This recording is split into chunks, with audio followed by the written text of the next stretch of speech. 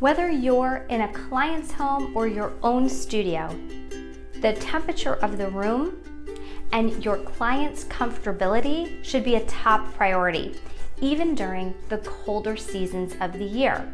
There's a lot that you can actually do to increase the comfort for your client. Everybody knows that spray tanning is cold. There's really almost no way to get around it. But there are some tips and tricks that the pros use to make it more comfortable for their client while their client is in the tent being tanned.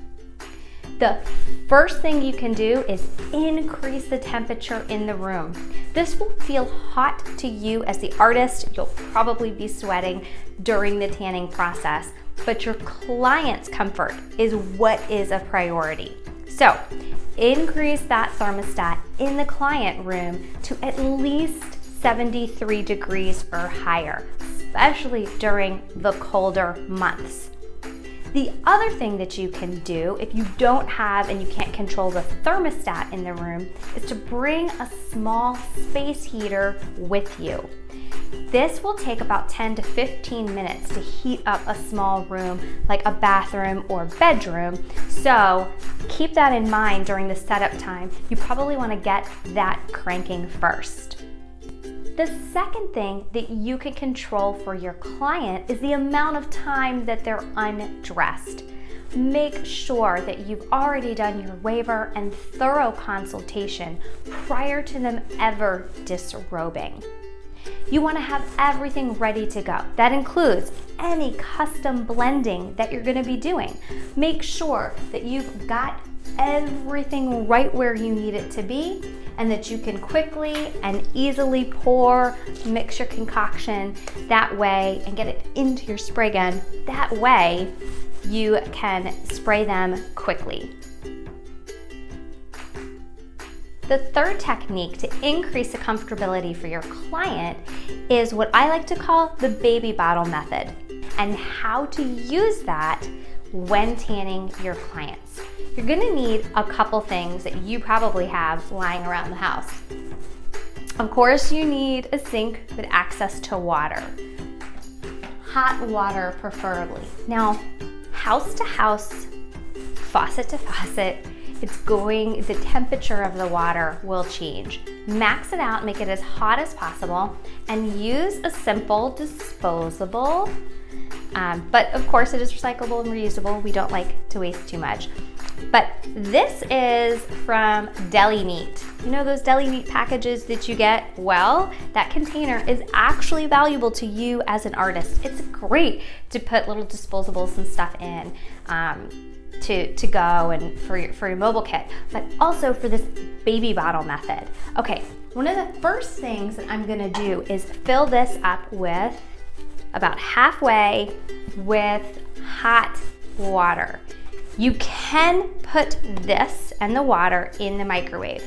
Now, depending on how far you have to travel, taking it from the microwave to wherever you're having the session, you're gonna have to, weigh that as an option. But if the water coming out of the faucet is not hot enough, you're gonna need to probably microwave the water, which is fine because you're not microwaving the tanning solution. You're just microwaving the water, okay? We're gonna heat water up and put it into this container almost as hot as we can get it without it being boiling.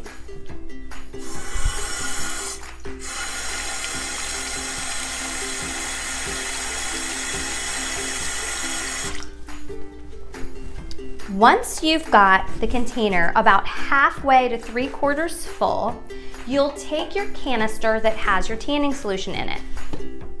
Hopefully you guys have lids. If you do not have additional canister and lids, order them now. You can order just the lids, or you can order a canister with lids and they come in multi-packs. So get your hot little hands on those. They're gonna be a lifesaver for you. Okay, so you're gonna take your canister and your lid. I always have extras with me in case I need to custom blend, in case I need to swap back and forth between solutions, guns, all of those things. So I'm going to, right now, remove my gun from my canister, making sure not to spill it. I'm gonna place it in the sink. That way, if there are any drips or spills, it's in an area that's contained and easy to clean up, not on a studio floor or in a client's home. I'm gonna take my lid, put that on tight.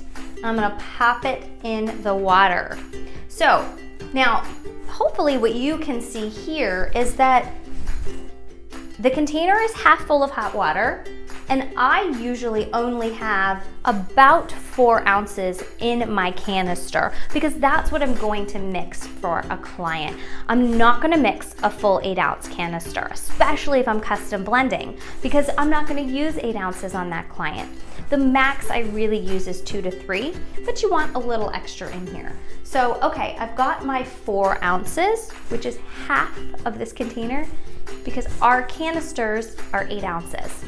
All right, so I've got that and I've got it sitting in the water. You can always add more water so that the water actually will go up and over the amount that you have in the canister. So right now, I don't have enough water in here to heat all of this up.